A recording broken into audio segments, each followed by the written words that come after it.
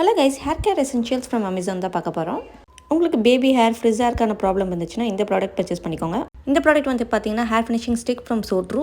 ஒரு நான் sticky and gives you sleek finish. நானே ஒரு சைடில் அப்ளை பண்ணி காமிக்கிறேன், எவ்வளோ டிஃப்ரென்ஸ் இருக்குன்னு நீங்களே பாருங்கள். ஸோ உங்களோட ஸ்லீக் ஹேர் ஸ்டைலுக்கு பெஸ்ட்டான ப்ராடக்ட் தான் இது. ஃப்ரிஸி ஹேர் கேர்ள்ஸ்க்கு கண்டிப்பாக இது யூஸ்ஃபுல்லாக இருக்கும்.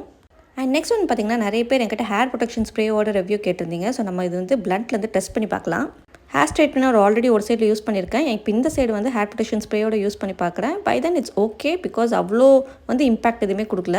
அடுத்த ப்ராடக்ட் என்ன பார்த்தீங்கன்னா இது சீரம். நிறைய பேர் என்கிட்ட கேட்டிருந்தது. இந்த சீரம் வந்து நான் ரெகுலராக யூஸ் பண்ணுறேன். இட்ஸ் டெய்லி யூஸ்க்கு பர்ஃபெக்டாக இருக்கும். அடுத்து வந்து பார்த்தீங்கன்னா இந்த ஹேர் பேண்ட் பின்ஸ் தான். உங்களோட ஹேர் வந்து டேங்கிள் ஆகாமல் இருக்கணும்னா இந்த ஹேர் பின்னை ஜஸ்ட் இந்த மாதிரி ஸ்டிக் பண்ணிட்டீங்கன்னா போதும். இது வந்து ஷார்ப் பாயிண்டட் இல்லைனால உங்கள் ஹேரை டேமேஜ் பண்ணாது. Just one pull it will get remove out easily. Last one பார்த்தீங்கன்னா இந்த ஹேர் பேண்ட்ஸ் கஞ்சி தான். ஜஸ்ட் இந்த மாதிரி புல் பண்ணி ஹேர் பேண்ட் மாதிரி போட்டுக்கோங்க and you will be ready to go. So உங்களுக்கு இந்த ப்ராடக்ட்ஸோட லிங்க் வேணா கமெண்ட்டில் போய் லிங்க் போஸ்ட் பண்ணி லிங்க் வாங்கிக்கோங்க. ஓகே, பாய்.